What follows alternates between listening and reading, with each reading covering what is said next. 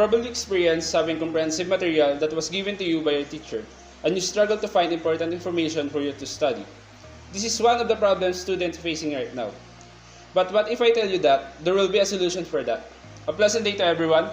This is Rainier Dave R. Marcelo, together with my co-researchers. Hi, I'm Jason Grande. My name is John Jason Mendez. I am Nick J. Sierra Martel. My name is Lawrence Ray Alcanza.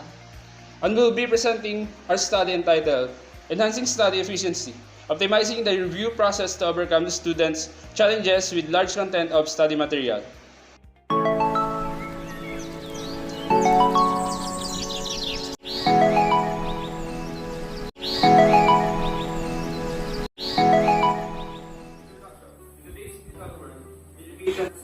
Thanks to new tools that make learning easy.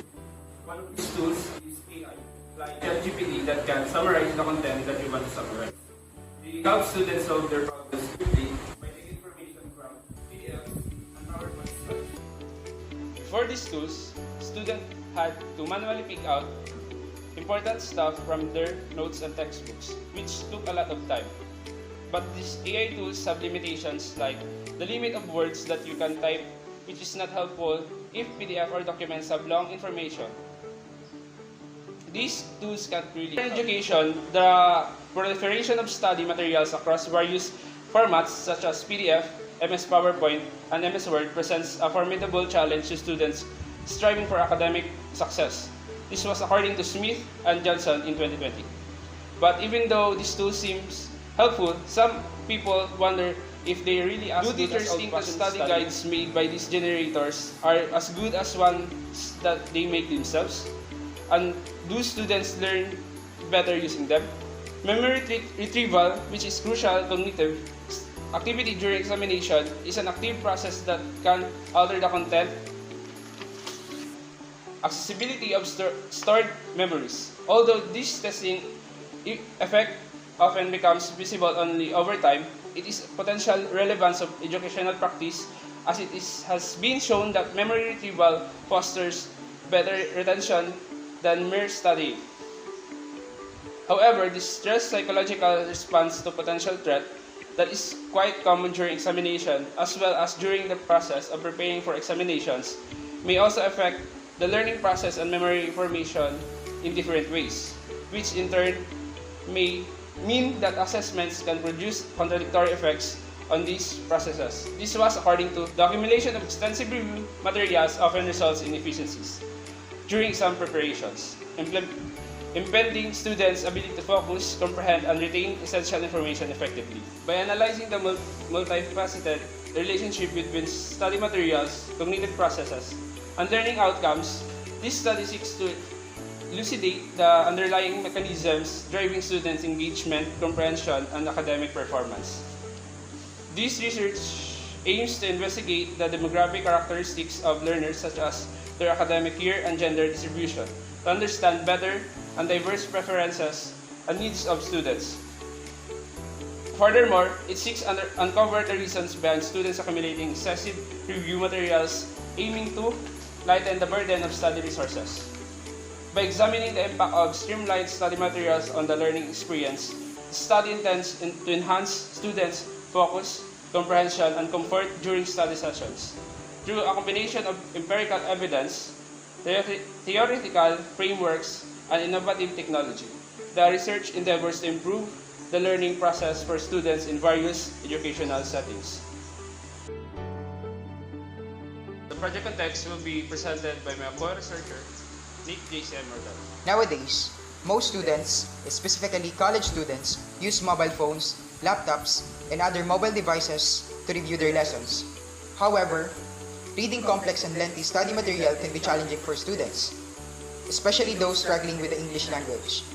To tackle this issue, we examined the underlying factors of excessive study materials that negatively affect the student's performance. We, the researchers, aim to find and examine other possible alternative solutions to this issue.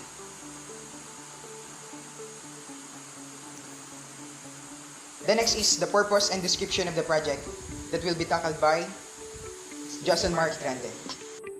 This study aims to address the challenges of students encounter when dealing with large piles of reviewers by streamlining the review process, ultimately enhancing the efficiency and effectiveness of study sessions. It seeks to understand the underlying factors contributing to the burden of excessive studies materials.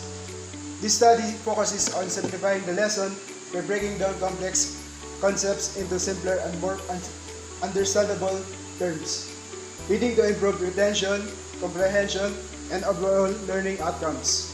The participants of this study are the students at the secondary level and tertiary level.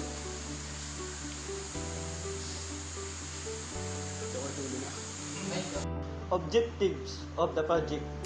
This study aims to address the challenge students face when dealing with large files of reviewers by streamlining the review process, thereby improving the efficiency and effectiveness of study sessions. Specific objectives are to determine the demographic profile of the learners in terms of year level, sex, age, and course. To identify and analyze the reason behind students accumulating large files of reviewers, leading to inefficiencies in exam preparation. This objective seeks to understand the underlying factors contributing to the burden of excessive study materials. Evaluate the impact of clinical science and streamline reviewers of the overall study experience. This objective examines how reducing the volume of study materials to more reachable levels can improve students' focus and comfort during study. Establish guidelines for creating study materials that are part of the clinical science. This objective aims to determine the optimal range of the content structure to ensure that study materials are sufficiently detailed without being overwhelming, promoting a more effective and enjoyable review process. So, scope and limitation of the project will be presented by Rainier Dave Marcel. Scope and limitations of the project. Scope is the area that are study covered, and the limitations is the constraints that our study encountered. This study aims to assess how extensively reviewing course materials affects the academic performance of the students at Romblon State University, Romblon campus. It specifically investigates the influence of exam-related stress on students and suggests methods to enhance their performance through more effective review processes. The focus will be on students at Romblon State University, considering their reliance on PDFs, Word documents, and PowerPoint presentations for study. The research will explore how amount of content in these resources impacts students' comprehension and retention. Additionally, it will analyze the role of exam stress in affecting students' performance and propose strategies to improve the review process, potentially through innovative study techniques, educational technology, and support programs. Limitation. One limitation of this research is the absence of a system to assess its effectiveness, for the reason that we still don't need to create one, as we are only in second year. Additionally, the study is limited by the need to develop software capable of processing various document formats such as MS Excel and Publisher. Gathering sufficient information for the study was challenging. Thus, surveying was not feasible due to the time constraints. Consequently, only students could be surveyed as they are primarily users of PDFs, Word documents, and PowerPoint presentations for studying purposes. Is the significance of the project. The significance of the project explains why we conduct this study. This study aims to understand the effect of educational document length on student outcomes, which is crucial for optimizing learning. Exams are a common method of assessment, and reviewing before examinations is the most important aspect to do in order to get a passing score. Students encounter problems reviewing the lessons with long and overloaded texts. Therefore, we plan to develop a software in the future that can address this matter, aiming to enhance the efficacy of students' study sessions. This study examines how the length of PDF, PowerPoint presentations, and the Word files influences student stress, academic performance, and motivation. This study will be beneficial for students, as will it improve their overall study experience. Digital study materials can be accessed anytime, anywhere, using various devices such as computers, tablets, or smartphones. This ensures that students can study conveniently, whether at home, in transit, or at a library. This allows students to have all their study materials in one place, reducing the need to carry heavy things, textbooks, or notebooks. Students can easily highlight important points, add comments, or create digital notes within the study materials for later to review. This study will be also benefit for future researchers. Future researchers can use this study in the future to gain some ideas and informations about and related studies. Some of the informations and ideas in this study will benefit in the future researchers when conducting their research study.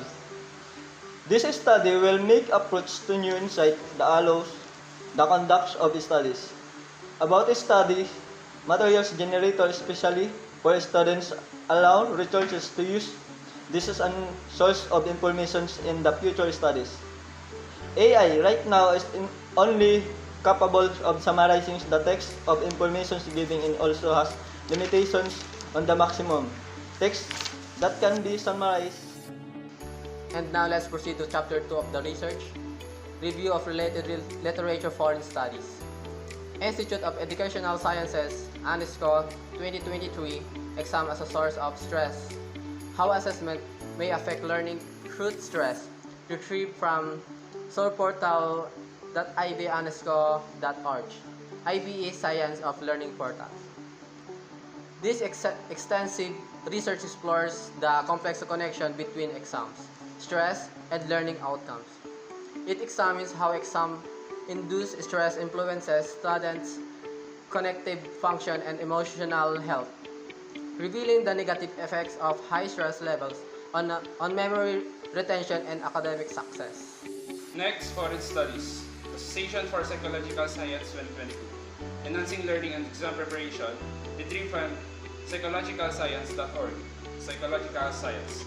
This research investigates the effectiveness of review sessions in improving students' exam preparation by integrating findings from cognitive psychology and educational pedagogy.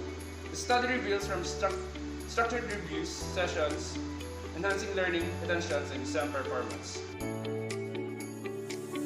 Another review-related literature is the Goda Institute 2021 B1 set of model exercises for adults, retrieved from goda.de, Goda Institute. This study examines the challenges faced by adult learners preparing for B1 level exams. It identifies the unique obstacles these learners encounter, considering their cognitive development, educational background, and learning strategies.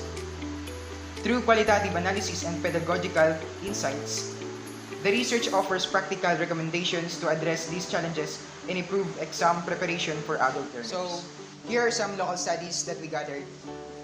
The first is the Bukoyed RO 2019, Utilization of Instruction Materials as Tools for Effective Academic Performance of Students, Implications for Counseling, Proceedings of the Second Innovative and Creative Education and Teaching International Conference, ICE TIC 2018, 3095 MDPI. This study examines the use of instructional materials in enhancing students' academic performance, with a focus on its implications for counseling in educational settings. It explores how well-structured and concise study materials can significantly improve students' learning experiences and academic outcomes. Education and Labor 2022. How does personalized learning affect student achievement? This research investigates the impact of personalized learning on students' achievement, particularly the use of tailored study materials. It analyzes how personalized learning strategies cater to the individual's needs and preferences of students, leading to increased engagement and academic performance. Next, Research Article 2019, Evaluating the Effect of Interactive Digital Presentation of Students' Performance During Technology Class, Hendawi. This study examines the effectiveness of interactive digital presentation and technology infuse educational environments. It evaluates how this presentation can enhance student engagement and performance by delivering immersive and targeted content. So let's move on to the chapter 3 of the study, which is the methodology. The qualitative research approach will be used for this proposed research. A qualitative approach will be used for identifying and exploring the effectiveness of brief and comprehensive detailed documents on the students' scores in exams, gathering students' perceptions, attitudes, and experiences with the different types of documents. This could involve interviews, focus groups, or open-ended survey questions to understand the students' perspectives on how the documents impacted their exam performance. So next is sampling method. The process of selecting a portion of the population to represent the entire population is known as sampling. A number of students who was available at the moment was selected. Time and money was saved by selecting a sample to be studied rather than attempting to study the entire population of students.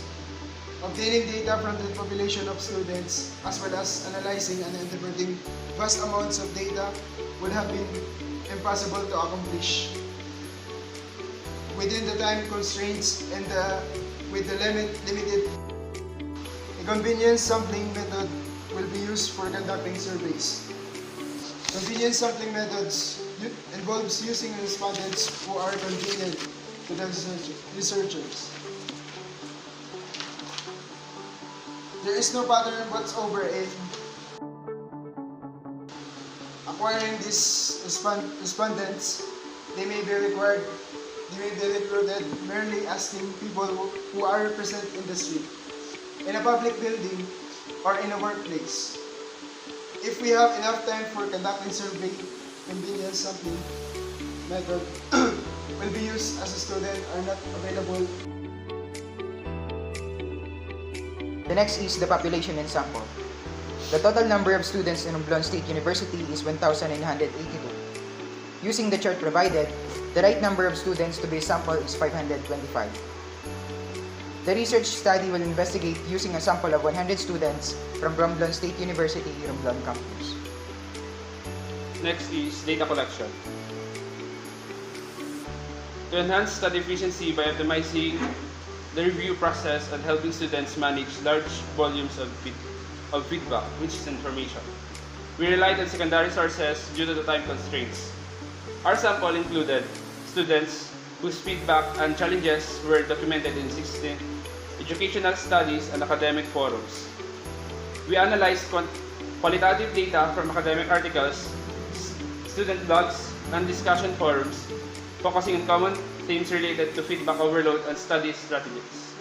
This approach enabled us to gather diverse insight into the students' experiences and coping mechanism, providing a comprehensive understanding of the issue without conducting direct surveys. So here are the references throughout our study.